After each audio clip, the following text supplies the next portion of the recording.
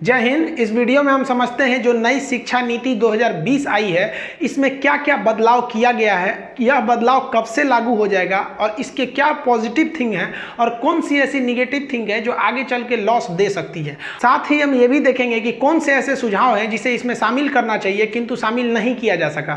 भारत में जो पहली बार शिक्षा नीति में बदलाव किया गया था वो 1968 में किया गया था। उसके बाद 1986 में किया गया जिसमें थोड़ा सा अपडेट 1992 में लाया गया, लेकिन ये बहुत बड़ा चेंज नहीं था, इसलिए इसे अलग से कोई शिक्षा नीति में शामिल नहीं करते हैं। अभी जो शिक्षा नीति आई है 2020 नई शिक्षा नीति NEP न्यू एजुकेशन पॉलिसी 2020 है। ये 2022 या 2023 तक लागू हो सकता है। अगर कोरोना जल्दी से निपट गया तो ये 2022 से लागू हो जाएगा हमारी नई शिक्षा नीति। ये जो नीति बनाई गई है इसे बहुत ही सोच समझ के बनाया गया है। गांव के स्तर से पंचायत तक से ही वहां से सलाह मशवरा को किया गया है। कस्तूरी रंजन जो इसरो के पूर्व वैज्ञानिक रह चुके हैं उनकी अध्यक्षता में इसे शामिल किया गया। ऐसा कोई जिला या पंचायत को नहीं छोड़ा गया हिंदुस्तान से जहां से सलाह मशवरा नहीं किया गया। और उसके बाद इस रिपोर्ट को तैयार किया गया। किसी शिक्षा को बनाने में, किसी शिक्षा के मसौदा को तैयार करने में अब तक की यह सबसे बड़ी कमेटी रही है जिसके इतने ज्यादा सुझाव को माना गया है। इस नीति के अनुसार जो भारत का MHRD था यानी ministry of human resource development, इसका नाम बदल दिया गया क्योंकि इसी के अंदर शिक्षा मंत्रालय आता था। इसका नाम बदलकर सीधा रख दिया गया भैया शिक्षा मंत्रालय। इसे अब हम लोग क्या कहेंगे, मिनिस्ट्री ऑफ एजुकेशन कहेंगे। इसके अलावा इसमें जो 10+2 प्रोग्राम था इसे बदलकर 5+3+3+4 कर दिया गया। यही नहीं समझ में आ रहा है क्या चीज है। और साथ ही ये भी समझेंगे कि ग्रेजुएशन और पोस्ट ग्रेजुएशन PhD तक में क्या चेंजिंग आएगी। स्ट्रीम को खत्म किया गया, ये सबसे बेहतरीन है। मल्टीपल एंट्री और एग्जिट को शामिल कर दिया गया। देखिए जो 10+2 था ये क्या दर्शाता था। 10+2 का मतलब होता था 12 साल, यानी 12 साल आपकी स्टडी पर गवर्नमेंट आप पर निगरानी रखती थी। स्टेट गवर्नमेंट के हिसाब से आपको पढ़ाई करनी रहती थी 12 साल, यानी क्लास 1 से लेकर 12 तक। 10+10 का मतलब क्या, 1 से लेकर 10 और फिर +2 यानी 12 साल। यहाँ के बाद आपको राज्य सरकार उठा के किसी यूनिवर्सिटी के हवाले कर देती थी कि भैया ग्रेजुएशन कराना है तो किसी यूनिवर्सिटी से जाके कर लो। फिर आपको राज्य सरकार नहीं देखने आती थी। जैसे आप ये सुने होंगे कि हमने भैया 10th किया है यूपी बोर्ड, 12 किया है आपका बिहार बोर्ड, लेकिन ये नहीं सुने होंगे कि हम ग्रेजुएशन किए हैं हरियाणा बोर्ड। भाई ग्रेजुएशन आप यूनिवर्सिटी से किए होंगे, किसी ना किसी यूनिवर्सिटी से, समझा। तो ये जो सिस्टम था इसे इसमें चेंज किया गया। ये 12 साल जो गवर्नमेंट के अंडर में आप पढ़ाई कर रहे हैं, इसकी शुरुआत होती थी जब आपकी उम्र 6 साल हो जाती थी, यानी 6 साल की उम्र में आप क्लास 1 में एंट्री कर जाते थे। और उसके बाद गवर्नमेंट आप पर 12 साल तक आप पर निगरानी रखती थी आप क्या क्या पढ़ रहे हैं। अब की गवर्नमेंट ने कहा कि भैया हम ये 12 साल नहीं रखेंगे, अब हम आपको 15 साल निगरानी रखेंगे। आप इसको जोड़िए 5+3+3+4, अब गवर्नमेंट आप पर 15 साल नजर रखने वाली है। तो आप कहेंगे क्या 12 के बाद भी 3 साल रखेगी किया, तो नहीं, ऐसा नहीं है। ये गवर्नमेंट शुरुआत से ही अब आप पे नजर रखेगी। और इसमें कहा गया है कि जो स्टडी की शुरुआत हो जाएगी, पढ़ाई की जो शुरुआत है वो 3 साल की उम्र से ही हो जाएगी। 3 साल का बच्चा बहुत छोटा रहता है, उसी को स्कूल में डाल देना है। गवर्नमेंट ने खास करके जो इस समिति जी कस्तूरी रंजन के अध्यक्षता में इसने ये किया कि आखिर लड़का स्कूल से भागता क्यों है, उसे स्कूल से इतना एलर्जी क्या है। एक छोटा बच्चा था, वो जा रहा था तो एक देखा कि एक कसाई बकरा को खींच रहा था एकदम तेज से। अब बकरा बेचारा पीछे खींचा रहा था, तो अपने पापा से पूछा कि पापा पापा वो बकरा इतना रो क्यों रहा है। तो उसके पापा कहें कि वो कसाई है, उसको ले जा रहा है काटने के लिए। तो बच्चा कहा ओहो, हमको लगा कि स्कूल ले जा रहा है। सोचिए, मतलब लड़का को कटाने से ज़्यादा तकलीफ होता था स्कूल जाने में।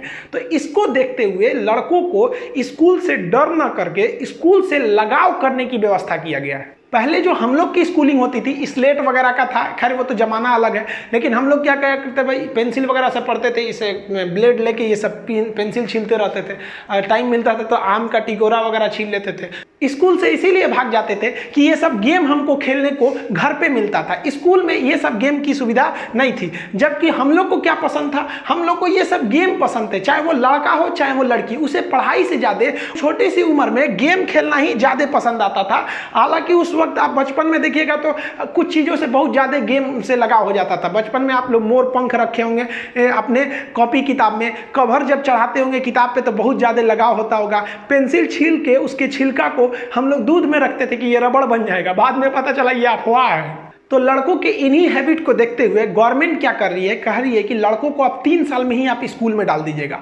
और लड़कों का जो 3 साल के बच्चे होंगे ना, ये छोटका छोटका, इस सब का स्कूल इस तरह से होगा। अब वो क्या करेंगे, स्कूल जाएंगे, अपने कपड़े को गंदा करेंगे, खेलेंगे, मिट्टी भरना है, जो काम करना है वो खेलेंगे सब। इनको पेंटिंग सिखाया जाएगा, जो मन वो ड्रेस पहन के आ जाओ भाई, कोई जोर जबरदस्ती नहीं रहता है। इनको खेलने कूदने के लिए हर सुविधा दिया जाएगा, पेंटिंग करना है, जो मन वो करो। शुरुआत के 3 साल तुम्हें पढ़ना नहीं है, जो तुम अपने घर में रहते थे और मोहल्ले के लड़कों के साथ खेलते थे, अब तुम स्कूल में आओ और स्कूल में खेलो। और टीचर्स को भी ट्रेनिंग ऐसे दिया जाएगा, जिस तरह से एक गार्जियन बच्चे को खिलाता है उस तरह से टीचर उन बच्चों को खिलाएंगे। स्कूल में काफी सारे इंस्ट्रूमेंट्स ऐसे खेलने कूदने के लिए अब रहेंगे हर एक पूरे इंडिया में। पहले आप देखे होंगे कि दिल्ली में इस तरह की काफी ज्यादा शुरुआत की गई थी। अब ये 5+3+3+4 क्या है, इसको समझिए।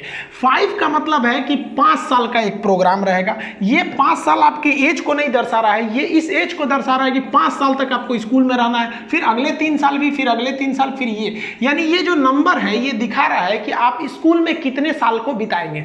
तो शुरुआत का जो 5 साल रहेगा, इसमें देखिए इस हिसाब से तो आपकी स्कूलिंग 3 साल पे ही स्टार्ट हो जाएगी।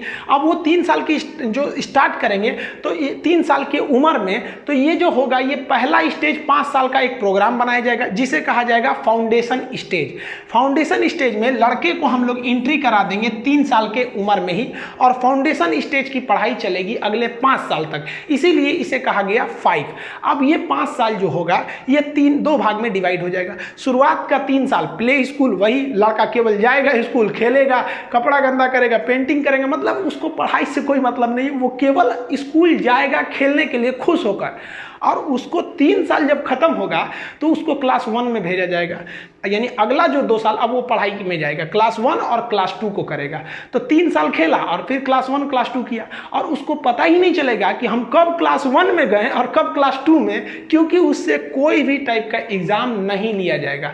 तो इससे उसको स्कूल जाने का डर ही नहीं रहेगा। और टीचर्स को एकदम खास इस बात का ट्रेनिंग दिया जाएगा कि आप लड़कों पर दबाव न डालें, अभी लड़कों को स्कूल से लगाव करिए। तो स्टेज पहला जो था ये 5 साल वाला, वो समझ गए। अब इसके बाद लड़का जाएगा इस स्टेज में। इस स्टेज में जाएगा तो आप बताइए, वो तो इस 5 वाला जो कैटेगरी था, इसी में वो क्लास 1 और क्लास 2 कर लिया और पास भी हो गया, एग्जाम होगा ही नहीं तो पास तो हो ही जाएगा। यानी इस वाले में आएगा तो वो क्लास किस में पहुंच गया, 3 में। अब इसे कहा जाएगा, ये वाले का जो नाम दिया जाएगा उसे दिया गया है प्रीपरेटरी स्टेज। प्रीपरेटरी स्टेज में आपको 3 साल रहना है। तो 3 साल रहेंगे तो जेन्युइन है कि 3 क्लास आप पास हो जाएंगे। तो कहाँ से अब इसमें स्टार्ट कीजिएगा, 1 और 2 तो वहीं पार हो गए। तब इस स्टेज में आपको 3 साल रहना है, तो कौन कौन से क्लास हो जाएंगे, क्लास 3, क्लास 4, क्लास 5। ये समझ में आ गया आपको, इस स्टेज में रहना है। अब यहाँ पर इस तरह से एजुकेशन को डिजाइन किया जाएगा कि लड़के को कुछ एक्टिविटी भी कराते रहिए और उसे पढ़ाई से अब रूबरू भी कराइए। अब उसे पोएम्स याद करने को दीजिए और भी कई चीज़ों को स्टडी से अब धीरे धीरे उसे जोड़ते रहिए। अब यहाँ पे ये समिति ने कहा जो मेन बात, कि इसकी जो पढ़ाई होगी वो लैंग्वेज पे जो होगा वो रीजनल लैंग्वेज होगा या नेशनल लैंग्वेज होगा। यानी अगर महाराष्ट्र में है तो मराठी में पढ़ाइए उसको, कब तक, क्लास 5 तक, यानी इस वाले स्टेज में। यानी क्लास 5 तक अगर मान लीजिए पंजाब में है तो पंजाबी में पढ़ाइए, बंगाल में है तो बंगाली में पढ़ाइए, क्योंकि इस उम्र में लड़के की सीखने की जिज्ञासा अपनी भाषा में बहुत ज़्यादा रहती है। लेकिन यह नियम मैंडेटरी नहीं है। जिस स्कूल को मन करेगा कि नहीं तुम्हें इंग्लिश मीडियम में ही पढ़ाना है तो आप पढ़ा सकते हैं, लेकिन स्कूल दबाव नहीं डाल सकते कि नहीं हम इंग्लिश में पढ़ाएंगे। इससे कुछ फ़ायदे हैं ये कि लड़का जल्दी समझेगा। लॉस ये है कि लड़के का इंग्लिश से थोड़ा दूरी बढ़ने लगेगा। अगर इंग्लिश को हम छोड़ देंगे तो आगे जाके काफ़ी लॉस होगा। अमेरिका में आज भी इंडियन सॉफ्टवेयरों को ज़्यादा वैल्यू दिया जाता है, क्योंकि हमारे यहाँ का छोटा मोटा आदमी भी टूटी मोटी इंग्लिश बोल देता है, जबकि चाइना में कर्नल रैंक का अधिकारी अंग्रेजी नहीं बोल पाता है, क्योंकि उन्होंने यही गलती कर दिया, उन्होंने अपनी ही भाषा में करने लगे। तो इसको देखिए, सरकार ने दोनों रास्ते अपनाए हैं कि जिन्हें इंग्लिश मीडियम में पढ़ना है वो इधर चले जाए और जिन्हें रीजनल करना है वो रीजनल में आ जाए। तो ऐसा नहीं है कि सरकार ने एक रीजनल चाइना की तरह रास्ते बंद कर दिए, नहीं आपको रीजनल लैंग्वेज में ही पढ़ना है। वहाँ यही हाल होता है। आज भी वर्ल्ड लेवल में हम चाइनीज से केवल एक मामले में आगे हैं, वो ये है कि विदेश में नौकरी लेने की। विदेश में कोई चाइनीजों को नौकरी नहीं देता है, क्योंकि उसे शुरू से अपनी भाषा में चाँव चू पढ़ा है, वहाँ कोई क्या कर रहा है उसको समझे में नहीं आता है। इंडिया वालों को कोई दिक्कत नहीं है, कुछ भी नहीं पढ़ा है फिर भी थोड़ा मोड़ा इंग्लिश समझ जाता है। तो इसी पर लेकर थोड़ा सा घमासान है। और ये घमासान क्यों हो रहा हमको नहीं समझ में आ रहा है। भाई साहब, जब गवर्नमेंट कह ही रही है कि ये ज़रूरी नहीं है, लेकिन हाँ आप इसे रीजनल में उपलब्ध कराएंगे। इस जो स्टेज है, ये स्टेज, इसमें लड़का क्लास 5 तक रहता है और इसी स्टेज में उसको एग्ज़ाम देना है। यानी इसमें क्लास 3 में एग्ज़ाम शुरुआत होंगे, मतलब एग्ज़ाम की शुरुआत अब नर्सरी से नहीं होगी, बल्कि क्लास 3 से उसमें एग्ज़ाम देने उसे चालू किया जाएगा और उसे पढ़ाई से अब धीरे धीरे जोड़ दिया जाएगा। अब इसके बाद स्टेज आता है अगले 3 साल का प्रोग्राम। अब जब ये अगला 3 साल का प्रोग्राम रहेगा तो फिर तो लड़का 3 क्लास को पार करेगा। 3 साल एक क्लास में नहीं ना बैठल रहेगा, तो कोई ना हर साल क्लास क्रॉस करेगा। तो ये जो उसका ये सेकेंड स्टेज था, इसी में लड़का 5 तक कर लिया है।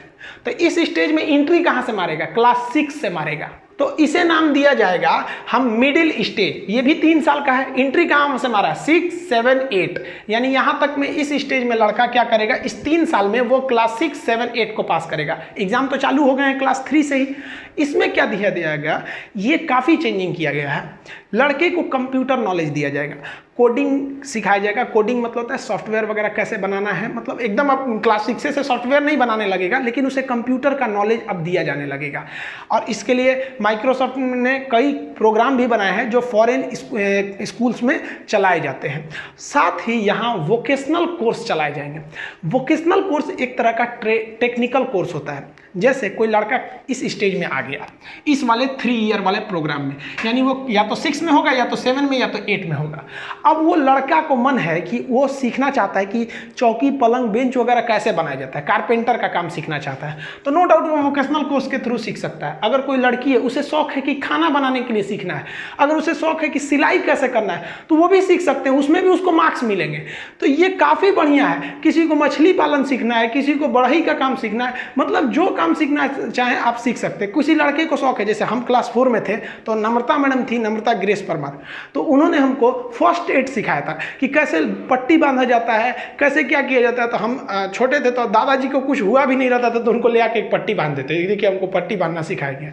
तो काफ़ी अच्छा लगता है उस समय, क्योंकि उस समय आपको ये नहीं रहता है कि नौकरी क्या चीज़ होती है, जिम्मेदारी क्या चीज़ होता है। वो ज़िंदगी एक राजा की ज़िंदगी होती है, कोई टेंशन ही नहीं रहता है। तो उसी के हिसाब से लड़के की दिलचस्पी कहाँ है, वो उस अपने हिसाब का वोकेशनली कोर्स में चला जाएगा और इसके बदले उसको क्या मिल जाएगा? भाई मार्क्स भी मिलेंगे सब, उसमें क्या दिक्कत है। और मैथ की जो पढ़ाई जैसे हम लोग 6, 7 में किए थे, साइंस और आर्ट्स वो भी किया जाएगा, जैसे था वैसे ही चलते रहेगा, इसमें कोई चेंजिंग नहीं है। हाँ, इसमें एक और चीज़ है कि आप मैथ, साइंस, सोशल साइंस के अलावे आप इंडिया की कोई लैंग्वेज को भी पढ़ना पड़ेगा आपको। जैसे मान लीजिए आप संस्कृत ले सकते हैं, उर्दू ले सकते हैं, मैथिली भाषा ले सकते हैं, मतलब इंडिया में जितनी भाषा है उसमें इंडियन लैंग्वेज में से आपको एक तो भाषा पढ़ सकते हैं। यहाँ तो आप ये वाला भी स्टेज अब समझ गए। अब आप जा रहे हैं इसके अगले स्टेज में, यानी ये वाले में। अब यहाँ बताइए, इसमें आपको 4 साल रहना है और वहाँ आप 8वीं तक पढ़ चुके हैं। इस स्टेज में आप 8वीं क्लास तक पढ़ चुके हैं, तो यहाँ से एंट्री कहाँ से मारेंगे? 9, 10, 11, 12, ये चौथे वाले में स्टेज में एंट्री करेंगे। इसको समझते हैं। अब ये वाला हो गया स्टेज, इसे कहा जाएगा सेकेंडरी स्टेज। सेकेंडरी स्टेज में आपको 4 साल रहना है और 4 ठो क्लास आप पार करेंगे। स्टार्ट कहाँ से करेंगे? 9th से लेकर 12th तक। इसमें एक बड़ी चीज़ क्या कर दिया गया है कि आपको एग्ज़ाम अब साल के लास्ट में नहीं देना पड़ेगा। अब आपको जो एग्ज़ाम देना पड़ेगा वो सेमेस्टर वाइज हर 6-6 महीने पे आपको एग्ज़ाम देने पड़ेंगे। ऐसे देखेंगे तो 4 क्लास पार करने में 4 ठो एग्ज़ाम देना है, लेकिन अब इसी 4 क्लास को पार करने में 8 एग्ज़ाम देने हैं। इससे फ़ायदा क्या होगा कि लड़कों में एक एग्ज़ाम के प्रति डर रहेगा और वो जल्दी पढ़ाई करेंगे। वरना अमूमन यही देखा जाता था कि फाइनल एग्ज़ाम फरवरी मार्च में होते थे तो लड़का जनवरी से पढ़ना चालू करता था, प्रेशर उसको उस वक्त आता था। अभी 6-6 महीने से एक थोड़ा सा फायदा यही रह जाएगा लड़कों में। और इसमें जो बात है कि उसको स्ट्रीम नहीं चुनना पड़ेगा। जैसे आप 10th पास करते थे तो आपसे पूछा जाता था 11th में जाएंगे इंटर में तो आप साइंस से पढ़ेंगे कि कॉमर्स से कि आर्ट्स से। अब वो सिस्टम खत्म कर दिया जाएगा। अब क्या किया गया? स्ट्रीम हटाकर मल्टीपल सब्जेक्ट। जैसे मान लिया कि कोई लड़का गया, उसने 9th पास किया 10th में, या 10th पास करके इंटर में गया, तो उसको क्या करना है? सब्जेक्ट लेना है। अब मान लीजिए उसका मैथ अच्छा है तो मैथ ले लिया, साथ ही उसकी दिलचस्पी बायोलॉजी में है तो बायोलॉजी ले लेगा, और इसके अलावा उसको भूगोल पढ़ने में बहुत शौक है तो ज्योग्राफी भी ले लिया। अब कोई मतलब नहीं, कोई लड़का आया तो बायोलॉजी ले लिया, इतिहास ले लिया, फिर उसको कॉमर्स में भी मतलब है तो अकाउंटिंग ले लिया, यानी कॉमर्स से अकाउंट ले लीजिए, साइंस से आप बायोलॉजी केमिस्ट्री ले लीजिए, उधर मैथ ले लीजिए, मन करे तो हिंदी ले लीजिए। अब ये नहीं है कि आप किस स्ट्रीम के हैं तो क्या पढ़ रहे हैं, ये बहुत बेहतरीन किया गया है। हम लोग के वक्त में ये नहीं था। हालांकि हम जो पढ़ाई किए हैं 10th तक तो CBSE बोर्ड से किए, उसके बाद से 12th साइंस से कर दिए, फिर BSc इंग्लिश ग्रेजुएशन कर लिए। इंग्लिश मीडियम ही होता है BSc, physics chemistry math honours था। उसके बाद PG में हम ज्योग्राफी ले लिए, PhD में हम इन्वायरमेंटल साइंस। तो हम तो खुद ही खिचड़ी लेके पढ़े थे। हम कहीं जाते थे, लोग कहते थे कि अजीब नज़र से हमको देखते थे, ये कैसे पढ़ाई की हो, खिलवाड़ की हो क्या? हम कहे भाई साहब खिलवाड़ नहीं किए, पूरी दुनिया ऐसे ही पढ़ती है। और पढ़ाते वक्त में भी आप देखिए, हम BSc किए हैं, ज्योग्राफी पढ़ाते हैं, नक्शा पढ़ाते हैं, तो पटना में लोग कहते थे कैसे पढ़ा सकते हैं, BSc किए हैं, साइंस के स्टूडेंट कभी भूगोल पढ़ा सकता है? अरे भाई अब नींद से जगे हैं, अब समझ में आ रहा है ना, अब कोई भी पढ़ा सकता है। तो हम लोग तो भाई बहुत पहले से कर लिए, वो लक बाई चांस था। लेकिन अब आप सब लोग को ये सौभाग्य मिलेगा कि आपकी जो दिलचस्पी है वो लीजिए। होता क्या था, कभी लड़कों को साइंस बहुत अच्छा था, बायोलॉजी अच्छा था, केमिस्ट्री अच्छा था, लेकिन उसको मन था कि नहीं हम पॉलिटी भी पढ़ें, लेकिन वो क्या कर सकता है, नहीं पढ़ सकता। अब वो पढ़ लेगा, अब उसके लिए कोई दिक्कत की बात नहीं है। और सब्जेक्ट जो चॉइस करना था वो पहले आपको क्या था कि मैट्रिक तक आप सबका एक ही सब्जेक्ट रहता था, सबको मैथ पढ़ना है, सबको साइंस पढ़ना है, सबको जो मतलब एक कॉमन सब्जेक्ट रहता था। 12th में जाके चेंज होता था। अभी वो चीज़ क्या हो जाएगी, इसी सेकेंडरी स्टेज यानी 9th से ही आपको जा सकते हैं। और अब तो आपको स्ट्रीम के रहे ही नहीं कि साइंस के हैं कि कॉमर्स है, मन करे तो कहीं से ले लीजिए, 2 सब्जेक्ट कॉमर्स से ले लीजिए, एक तो यहाँ से एक तो यहाँ से, मतलब एकदम खिचड़ी बफर सिस्टम बना दिया। यहाँ से जाइए ऐसे ऐसे ले लीजिए, जो मन वो जो आपको अच्छा लगे। और इस स्टेज में जो लड़कों की जो पढ़ाई का लेवल रहेगा वो क्रिटिकल थिंकिंग रहेगी, यानी लड़कों में ये रटंत विद्या नहीं रहेगी कि गांधी जी ने कांग्रेस अधिवेशन किया, बेलगाम अधिवेशन किया, गांधी जी ने भारत छोड़ो आंदोलन किया, दुनिया ये सब नहीं रहेगा। आपको इस तरह से डिसाइड किया जाएगा, इस तरह से पढ़ाया जाएगा कि आप में थिंक डेवलप हो कि अगर गांधी जी नरम दल ना होकर गरम दल वाले रहते तो क्या होता, अगर गांधी जी जैसा कोई मतलब आंदोलनकारी नहीं आया रहता तो क्या हो सकता था। इस तरह से आपको थिंक बिल्ड की जाएगी। अब ये डिपेंड करेगा कि NCERT किस तरह से इसके सिलेबस को डिसाइड करती है, इस पर गवर्नमेंट आगे एक्शन लेती रहेगी। और इसमें एक और चीज़ क्या खासियत बना दिया गया है कि इसमें जो फॉरेन लैंग्वेज भी आप पढ़ सकते हैं। आपका मन है आप जर्मन पढ़िए, चाइनीज पढ़िए, रशियन पढ़िए, जो मन आप इसमें एक फॉरेन लैंग्वेज भी पढ़ सकते हैं। इंडिया चाइना के विवाद को देखते हुए इंडिया गवर्नमेंट ने डिसीजन लिया है कि नई शिक्षा पॉलिसी में हम जो फॉरेन लैंग्वेज है उसमें जो चीन की मंडारिन भाषा है उसको शामिल नहीं करेंगे। हालांकि हमारे हिसाब से ये डिसीजन उतना अच्छा नहीं है, क्योंकि अगर हमारे यहाँ के स्टूडेंट चाइनीज भाषा को पढ़ते तो वो चाइना की चीज़ों को अच्छे से समझ सकते थे, वहाँ जाके इन्वेस्टमेंट कर सकते थे, वहाँ की नीतियों को समझने में उन्हें आसानी होती और हमारा ही वहाँ से व्यापार बढ़ता। तो ये हम लोग ने जो इस टेंशन के वजह से ये जो डिसीजन लिया, हमारे ख्याल से ये डिसीजन उतना अच्छा नहीं है। विवाद के बावजूद हमें उनका भाषा पढ़ना चाहिए, वो भी चाइनीज लोग हैं वो जो हमारे इंडियन भाषा को पढ़ते हैं। बट हमको ऐसा लगता है कि कुछ समय बाद जब ये टेंशन जो इंडिया चाइना का खत्म होगा तो गवर्नमेंट फिर इसमें थोड़ा सा रिवाइज करते हुए चाइनीज भाषा को अलाउ कर देगी। आगे आप क्या सोचते हैं इसको कमेंट करके बताइएगा कि ये गवर्नमेंट का डिसीजन सही है या इसको दोबारा सोचना चाहिए। तो हर स्टेज के कुछ अपने विशेषता है, जैसे इसमें आपको फॉरेन लैंग्वेज पढ़ सकते हैं। इसके ऊपर वाला जो 3 साल वाला स्टेज था उसमें आप एक इंडियन लैंग्वेज को पढ़ सकते हैं। इससे पहले वाला जो स्टेज था उसमें अगर आप ध्यान देंगे तो इससे पहले वाला स्टेज में जो ये वाला 3 वाला था इसमें आपको क्या था, एग्जाम स्टार्ट हुई थी। और जो शुरुआती 5 वाला स्टेज था उसमें तो भाई टेंशन नहीं, कोई मतलब नहीं, स्कूल में जाके खेलो बढ़िया से। अब क्या होगा, जो छोटका लड़का आएगा सब अब जल्दी जल्दी उठेगा, सब अब भागेगा सब कि स्कूल जाना है हमको। पहले डरता था सब, अब स्कूल जाएगा सब क्योंकि उसको प्ले स्कूल ले जाना है। तो इस 5 वाले में क्या है कि आपका एग्जाम नहीं होगा। इस 3 वाले में आपकी एग्जाम स्टार्ट होगी। इस 3 और ये वाला 3 वाले की एक और विशेषता है कि आपकी पढ़ाई आपके रीजनल लैंग्वेज में होगी, मन है तो इंग्लिश मीडियम में भी पढ़िए।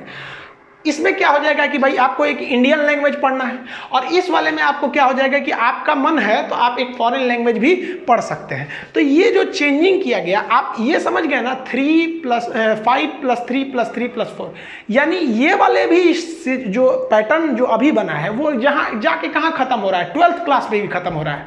लेकिन ये स्टार्ट पहले से ही हो जा रहा है 3 साल से, और ये पुराना वाला भी 12th पे जाके खत्म हो रहा था, लेकिन ये स्टार्ट हो रहा था 6 साल से। अब लड़कों के दिमाग में, आप लोग के मन में आ रहा होगा कि ग्रेजुएशन और PG वगैरह वाले में क्या होगा। ग्रेजुएशन को समझिए ध्यान से, ग्रेजुएशन जो है अब कर दिया गया है 4 साल का। अब जो ग्रेजुएशन आएंगे 4 साल के हो जाएंगे। ग्रेजुएशन आप पहले जो पैटर्न था ग्रेजुएशन का वो 3 तरह के ग्रेजुएशन थे, यानी अगर आर्ट्स लिए हैं तो आप BA कहलाएंगे, और साइंस लिए हैं तो BSc, और उसके बाद से BCom कॉमर्स लिए हैं। हम लोग के समय सर बोलते थे कौन BCom ले लिया रे, बिना काम का काम। अब ये सब नहीं चलेगा, ये सब उल्टा सीधा अब नहीं होगा यहाँ पे। अब ये सब तो सिस्टम में खत्म होगा। अब आप सिंपल क्या कहलाए जाएंगे, ग्रेजुएट कहलाएंगे, ग्रेजुएशन, क्योंकि स्ट्रीम रहा ही नहीं। आप मेरा मन तो हम अकाउंट ले लेंगे, उधर से बायोलॉजी ले लेंगे, इधर से भूगोल ले लेंगे। आप बोलिए ना, हम बीए में भूगोल ले लिए तो कहेंगे बीए, फिर कहेंगे बायोलॉजी लिए तो कहेंगे दादा बीएससी हो गया, फिर कहेंगे अकाउंट लिए तो कहेंगे बीकॉम हो गया। तो अब ये सब का तो झमेले खत्म हो गया यहाँ पे। अब आप सीधे क्या कहलाएंगे, ग्रेजुएट कहलाएंगे। अब ये 4 साल का कर दिया गया और बहुत बेहतरीन किया है। देखिए ध्यान से इसको बारीकी से समझिए। अगर आप फर्स्ट ईयर पास कर गए, पहला साल, तो आपको जो सर्टिफिकेट मिलेगा उस पर लिखा रहेगा ग्रेजुएट सर्टिफिकेट। अब ग्रेजुएशन का सर्टिफिकेट, और उसके बाद आप अगर सेकेंड ईयर भी पढ़ लिए तो फिर आपको एक सर्टिफिकेट मिलेगा, उसमें लिखा रहेगा ग्रेजुएट डिप्लोमा। अब कभी कभी क्या होता है, किसी की पैसे का प्रॉब्लम हो जाता है, उसकी पढ़ाई छूट जाती है। तो मान लीजिए कोई लड़का ग्रेजुएशन सेकेंड ईयर में पढ़ाई छूट गया और कहीं उसकी वैकेंसी निकली, तो वो कहेगा कि हम सेकेंड ईयर पढ़े, थर्ड ईयर नहीं पढ़े, तो कहेगा भाग फाड़ के फेंक जो, भूजा खा ले में लपेट के, 2 साल पढ़ के कोई फायदा नहीं, 1 साल का ही नहीं किया। तो अब ये चीज़ को ख़त्म कर दिया गया है।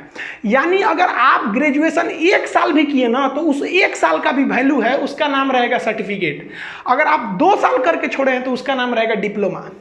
आप और पढ़ना चाहते हैं, ग्रेजुएशन से थर्ड ईयर भी जाते हैं, तब आपको जो सर्टिफिकेट मिलेगा उस पर लिखा रहेगा ग्रेजुएशन डिग्री, लिखा रहेगा डिग्री। अब उसके बाद मान लिया कि आप और पढ़ना चाहते हैं, आप पूरा 4 साल करना चाहते हैं, तो उस पर लिखा रहेगा ग्रेजुएशन रिसर्च। समझ में गया? अब आपके मन में एक सवाल आ रहा होगा कि मान लीजिए कि कोई वैकेंसी आई और उस पर लिखा है कि ये वैकेंसी का फॉर्म भरने वाला व्यक्ति ग्रेजुएट होना चाहिए, तो आप सोचेंगे इसे जरा कौन वाला ग्रेजुएट में थे, तो 4 कैटेगरी है। तो अब आप अगर कोई जॉब में जाना चाहते हैं या यूपीएससी बीपीएससी का कंपटीशन जिसमें ग्रेजुएट मांगता है, तो आप केवल 3 साल वाले भी इसमें जा सकते हैं। उन्हें जरूरी नहीं है कि आप 4 साल वाला करें। तो एक तरह से देखिए तो चेंजिंग नहीं हुआ है। तो वो लोग जो केवल ग्रेजुएशन इसलिए करते हैं कि उन्हें नौकरी के लिए एलिजिबल बनना है, वो केवल 3 साल वाला कर सकते हैं। लेकिन वह लड़के जो पढ़ाई को आगे रखना चाहते हैं, उन्हें ग्रेजुएशन 4 साल वाला करना होगा। तो उनके सर्टिफिकेट पे क्या लिखा रहेगा, ग्रेजुएशन रिसर्च। अब एक चीज़ और जो इसमें सबसे बड़ी विशेषता है, वो री एंट्री की है। मान लिया कि हम 2 साल तक ग्रेजुएशन करके छोड़ दिए, चले गए, मेरे पास पैसे नहीं थे, लेकिन हम कहीं काम पे चले गए और हमारे पास पैसे आ गए, लेकिन 4 साल के बाद हमको पैसे आए, तो हम फिर पढ़ने आएंगे, तो अभी जो व्यवस्था है पुरानी व्यवस्था, तो हमको फिर शुरू से करना पड़ेगा, first year second year third year. लेकिन अब री एंट्री में सबसे बढ़िया बात क्या है कि हम तो करके गए थे ग्रेजुएशन 2 साल, तो हमारे पास सर्टिफिकेट क्या है, ग्रेजुएशन डिप्लोमा का। अब हम कहेंगे कि भाई साहब हमको पैसा नहीं था उस टाइम, या हमको पढ़ने में मन नहीं लगा था, अब मेरा फिर शौक जगल है, हम फिर पढ़ेंगे। तो अब की जो पढ़ाई होगी हमारी थर्ड ईयर से शुरू होगी, और हमको सर्टिफिकेट तो ये 2 तो मिल ही चुका है, और फिर यहाँ से मिलेगा। मतलब आप अगर पढ़ाई को कहीं ड्रॉप कर दिए हैं और अगर 10 साल बाद भी आते हैं ना, तो जहां से ड्रॉप किए हैं वहीं से पढ़ना पड़ेगा, ये फायदा। और एक और फायदा कि आप जितना पढ़ाई किए हैं उतने का वैल्यू मिलेगा। अब कोनो कहेगा सर जी 1 महीना क्लास करके छोड़ देंगे तो 1 महीना का देगा, अब इतना खिलवाड़ मत कीजिए भाई, कम से कम 1 साल तो कंप्लीट कीजिए। अब इसके बाद पोस्ट ग्रेजुएशन क्या होगा, फिर बता दिए भैया। पोस्ट ग्रेजुएशन जिसे आप पीजी कहते थे, पहले जब स्ट्रीम होता था तो इतिहास भूगोल वाला एमए कहलाता था, ये फिजिक्स केमिस्ट्री मैथ वाला एमएससी कहलाता था, ये सब कॉमर्स वाले लोग को एमकॉम होता था। अब तो ये खत्म हो गया, अब पता ही नहीं चलेगा कौन किसका है। अब इसमें जो पोस्ट ग्रेजुएशन का पोस्ट सिलेबस है वो या तो 1 साल का होगा या तो 2 साल का। जो ससुरा 4 साल वाला ग्रेजुएशन किया है तो ना कोई 21 साल का ग्रेजुएशन करना पड़ेगा, बढ़िया है। और जो 3 साल का डिग्रिया लेके भाग गया तैयारी करने के लिए, अगर वो चाहता है कि नहीं हम पीजी करें, तो सरकार कहेगी रे बाप रे बाप फायदा उठाएगा, तब ते 2 साल वाला कर। यानी ग्रेजुएशन और पीजी में इस वक्त करने में 5 साल लगता है, नया चेंजिंग आने के बाद भी 5 साल लगेगा। अगर आप यहाँ 4 साल किए हैं तो यहाँ 1 साल कीजिए, यहाँ 3 साल किए हैं तो यहाँ 2 साल कीजिए। अब आप कहेंगे कि यहाँ 2 साल किए हैं तो ही चल जाए, तो हेल जाइएगा क्या इसे यहाँ पे, अरे भाई कम से कम डिग्रियाँ तो लेंगे ना। इसके बाद जो एमफिल का पोस्ट था एमफिल की डिग्री को ख़त्म कर दिया गया। पीएचडी है जो डॉक्टर ऑफ फिलॉसफी, पीएचडी अब 4 साल का होगा, इसमें कुछ खास चेंजिंग नहीं किया गया है। अब इसके सिलेबस कैसे कैसे होंगे ये गवर्नमेंट आगे जो बताएगी तो हम बता देंगे कि किस तरह से सिलेबस क्या होगा, इसमें सर्टिफिकेट, डिग्री, डिप्लोमा में मतलब क्या क्या पढ़ाया जाएगा उसको तो आगे का चीज़ है। अभी गवर्नमेंट इसमें बहुत कुछ नहीं बताई है, केवल अपना फॉर्मेट दिया है जिसको हम आपको समझा दिए। ये नियम लागू होने वाले हैं 2022 से, अभी किसी को कोई टेंशन लेने वाला नहीं है क्योंकि अभी कोरोना है, फिर अभी गवर्नमेंट को भी इसको तैयार करने में काफ़ी टाइम लगते हैं। ऐसा थोड़ी पापड़ तल रहे हैं, दाएं दे हो गया यहाँ पर। कुछ आप इसके समझते हैं कि पॉजिटिव और निगेटिव थिंग्स। देखिए इसकी पॉजिटिव थिंग क्या है कि इसमें जीडीपी का 6% कहा गया है, ये बहुत बड़ा अमाउंट है। अब ये जब दे दिया जाएगा तभी आप कंफर्म समझिएगा कि अभी तो हम लोग जीडीपी का 3% लगभग में यूज़ कर रहे हैं, वो भी पूरा 3% नहीं है। तो 3% की जगह आप ऐसा सोचिए ना कि जितना हमारा बजट है उसका डबल शिक्षा पर बजट आएगा, तो काफ़ी बेहतरीन हो जाएगा ये चीज़, तो ये बहुत अच्छा है। दूसरा इसमें सबसे बेहतर क्या किया गया है कि स्कूल की जो फीस रखते थे ना प्राइवेट वाले, पता ही नहीं चलता था। जो कोनो स्कूल वाला ऐसा भी थे साहब कि उन सब का सालाना फीस था 3 लाख 4 लाख, ऐसा स्कूल थे सब। तो गवर्नमेंट कह दिया कि भाई साहब देखिए हम स्कूलों की जो प्राइवेट स्कूल है उनकी कैटेगरी बना देंगे कि इस कैटेगरी का स्कूल है अब मैक्सिमम इतना ही फीस रख सकता है, अब उससे कम हो सकता है, ज़्यादा नहीं। जैसे आप किसी चीज़ की एमआरपी ले आने जाते होंगे, किसी चीज़ को सामान खरीदते उसमें एक एमआरपी लिखा रहता है, मैक्सिमम रिटेल प्राइस, उससे कम ही मिलता है, उससे ज़्यादा नहीं मिलेगा। ज़्यादा मिलेगा तो यहाँ पे केस हो जाएगा। तो स्कूल की जो मनमानी फीस चलती थी, अब गवर्नमेंट क्या है कि उसको फिक्स कर देगा। अब क्या होगा कि गवर्नमेंट को वोट मांगने जाना है, इसलिए गवर्नमेंट जो वोट मांगने जाएगी तो ज़्यादा फीस यहाँ से अलाउ नहीं करेगी। नहीं तो प्राइवेट स्कूल वाला कहेंगे सर तब ना कि हम क्या करें, गवर्नमेंट नहीं बोला है कि इतना फीस लेना है। अभी तो प्राइवेट वाला कहते हैं कि भाई पढ़ाना है तो पढ़ाइए, नहीं तो मत पढ़ाइए। तो अब गवर्नमेंट फिक्स कर देगी कि भैया आप कितने भी बड़े स्कूल वाले हैं, एक फिक्स, अब ये कितना करेगी अभी बताई नहीं है। उसके अलावा जो सबसे बेस्ट हमको लगा वो वोकेशनल चीज़ लगा कि अब लड़कों को प्रैक्टिकल नॉलेज हो जाएगा। प्रैक्टिकल नॉलेज बहुत बेहतरीन है, लड़कों को प्रैक्टिकली पढ़ाया जाएगा। कैसे पढ़ाई होगी इसका हम आपको जून महीने में एक वीडियो बनाए थे, थर्मल पावर प्लांट, बिजली कैसे बनती है। आपको अगर फुर्सत मिलेगा तो इस वीडियो को ख़त्म करने के बाद डिस्क्रिप्शन में उसका लिंक देंगे, उसको देखिएगा। उसमें आपको बताया गया है कि एक 5 किलोमीटर स्क्वायर का पावर प्लांट जिसको आपको घूमने में कम से कम 2 घंटा लगेगा, उसे आधा घंटा 30 मिनट में किस तरह से पढ़ा के समझा दिया गया है। वो चीज़ अगर आप देख लिए हैं तो आप अगर ओरिजिनल पावर प्लांट भी देखिएगा ना तो कमोबेश वैसा ही मिलेगा, मतलब 98% वैसे ही मिलेगा, क्योंकि थोड़ी चेंजिंग आ जाती है। मतलब वो उसी ढंग से अब पढ़ाया जाएगा कि लड़कों को एकदम विजुअली दिखाकर। ये वीडियो खत्म होने के बाद आप उस वीडियो को देख लीजिएगा तो आपको समझ में आ जाएगा कि अब आगे की पढ़ाई कैसे होने वाली है। वोकेशनल कोर्स के बाद जो रिजल्ट दिया जाएगा इसमें तो गजब की चेंजिंग कर दिया गया। अब आपका रिजल्ट केवल इस बात पर डिपेंड नहीं करेगा कि आपके मार्क्स कितने आए हैं, कितना नंबर आप लाए हैं, इसके अलावा डिपेंड करेगा आप अपने आप को कितना नंबर देते हैं। यानी आपके सामने पूछा जाएगा कि आपके अंदर कॉन्फिडेंस कितना है, आप टाइम टेबल को कितना फॉलो कर लेते हैं, आपको कोई काम दिया जाता है आप उसको कितनी जिम्मेदारी से लेते हैं। यानी आपको सेल्फ असिस्टमेंट करना पड़ेगा। ऐसा क्यों किया गया है? क्योंकि ऐसा देखा गया कि जब लड़के की पढ़ाई खत्म हो जाती है, ग्रेजुएशन या कुछ भी हो जाता है, नौकरी भी हो जाती है, तो उसके बाद उसको रिजल्ट देने वाला कौन होता है, कौन उसको असेसमेंट करता है? वो खुद से करता है कि मेरे लिए ये सही है या गलत। तो हम वो डिसीजन वहाँ लेना शुरुआत करते हैं। तो अभी से ये शिक्षा नीति से क्या होगा, हम खुद से डिसीजन लेना चालू करेंगे, तो बचपन से ही आदत हो जाएगा हमें अपने आप को संभाल के रखना। इसके अलावा मार्क्स में ये भी ध्यान दिया जाएगा कि आपके क्लास के जितने स्टूडेंट हैं वो आपको कितना मार्क्स देते हैं। इसके लिए एक क्राइटेरिया बनाई जाएगी कि जितने स्टूडेंट है किस तरह से वो ग्रेडिंग करेंगे आपको। इससे ये फायदा होगा कि आप अपना नंबर अच्छा बनाने के लिए अपने दोस्तों से अच्छा संबंध रखेंगे। और अगर आप बचपन से क्लास 12 तक अब आपको ये आदत हो गया कि नहीं भैया हमको बचपन से अपने दोस्तों से संबंध अच्छे रखने हैं, तो आपका स्वभाव बहुत अच्छा हो जाएगा। तो अब क्या होगा कि हर स्टूडेंट दूसरे स्टूडेंट के प्रति इज्जत रखेगा कि भाई साहब उसको भी मार्क्स देना है हमको, तो वो आपके जो क्लास के हैं वो उन लोग को भी देना होगा। और साथ ही टीचर भी आपका नंबर देंगे कि ये लड़का अच्छा था या नहीं था। ये 5वां जो चीज़ दिया गया कि फॉरेन यूनिवर्सिटी भी आप भारत में अपना ब्रांच खोल सकती है, जैसे ऑक्सफोर्ड, हार्वर्ड यूनिवर्सिटी, कैम्ब्रिज, ये सब भी यूनिवर्सिटी अब भारत में खोल सकती है। हालांकि इसे बहुत पहले आ जाना था, जब मनमोहन सिंह थे उन्होंने ही इस प्रस्ताव को लाया था, तब उस समय बीजेपी ने विरोध किया था कि नहीं ये भारत के लिए दिक्कत होगा।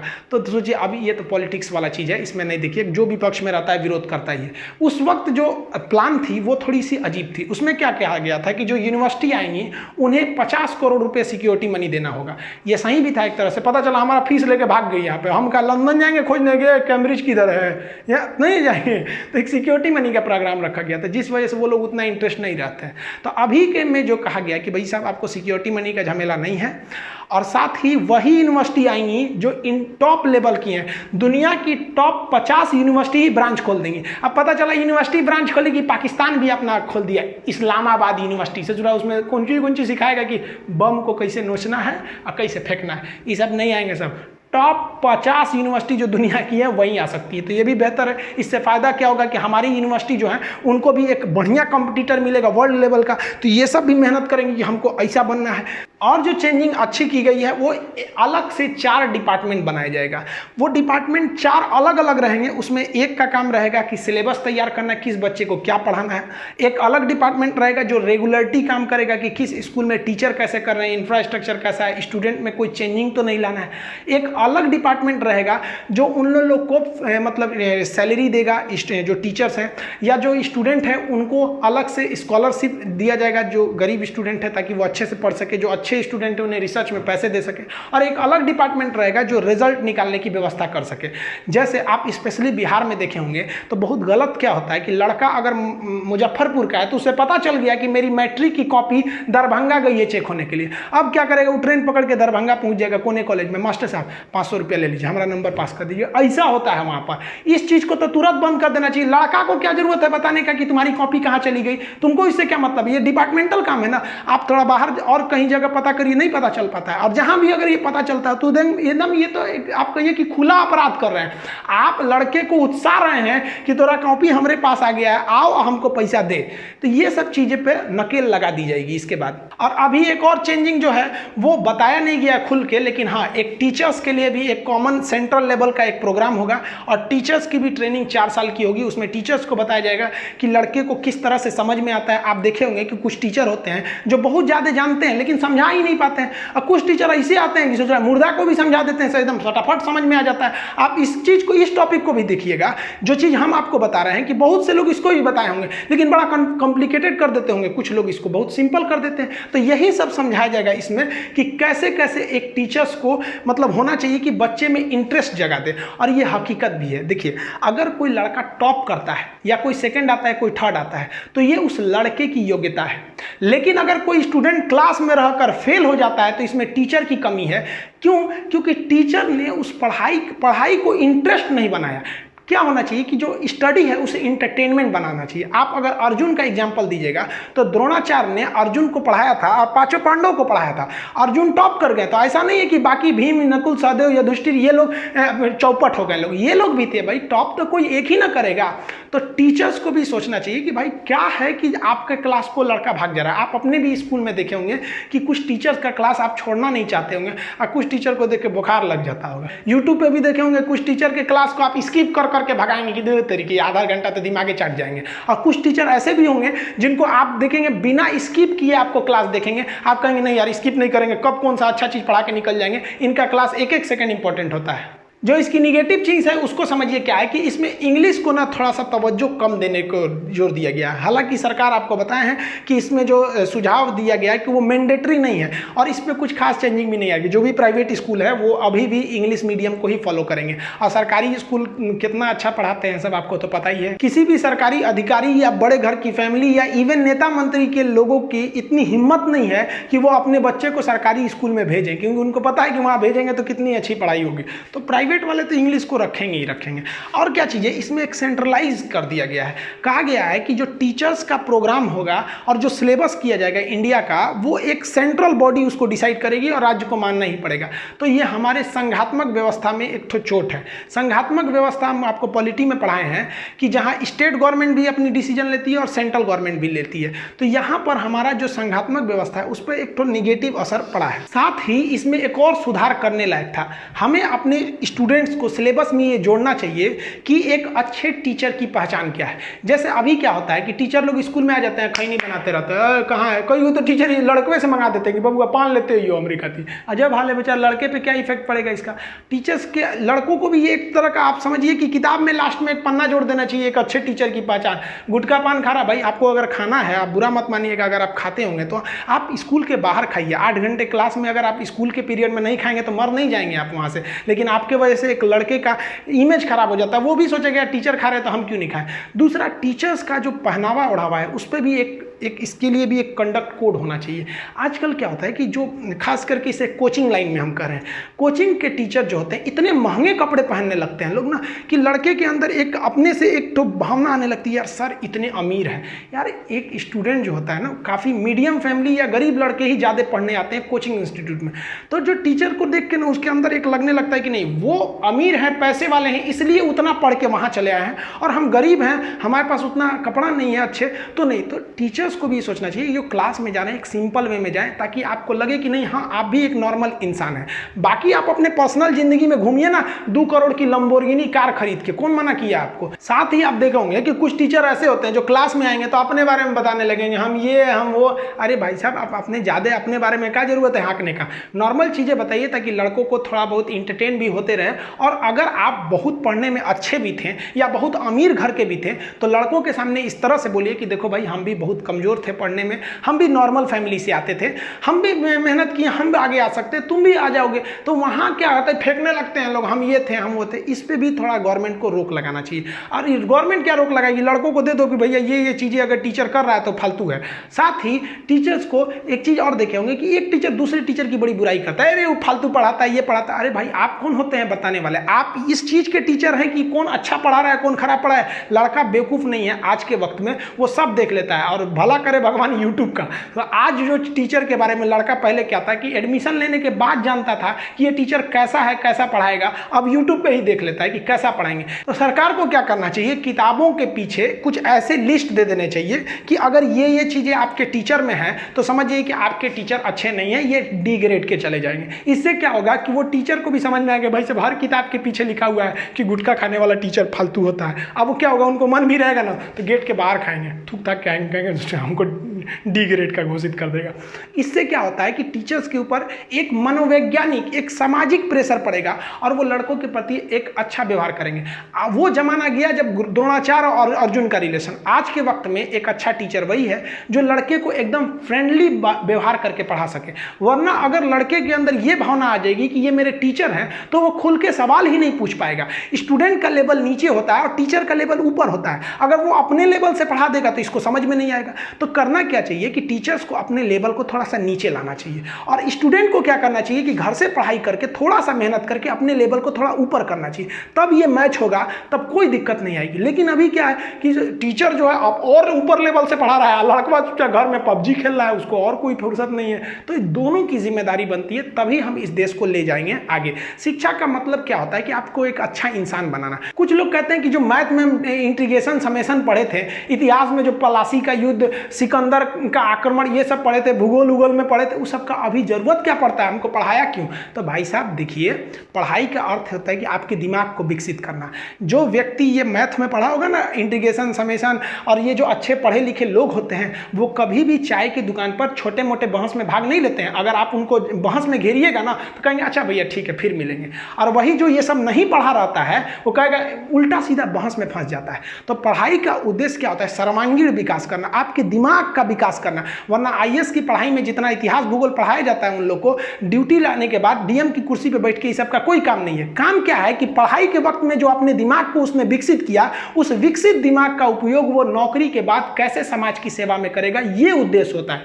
और कहीं ना कहीं ये शिक्षा नीति का भी यही उद्देश्य था। हमारे हिसाब से अगर आप इसको रैंकिंग नंबर दीजिएगा तो 100% में ये 95% ये शिक्षा नीति फिट बैठती है। और दुनिया की तो कोई ऐसी चीज़ ही नहीं है जो 100% फिट बैठ जाए, किसी भी चीज़ में सुधार की गुंजाइश रहती है। आई होप हम आपको अच्छे से समझा पाए होंगे। मिलेंगे नेक्स्ट वीडियो में, तब तक के लिए जय हिंद।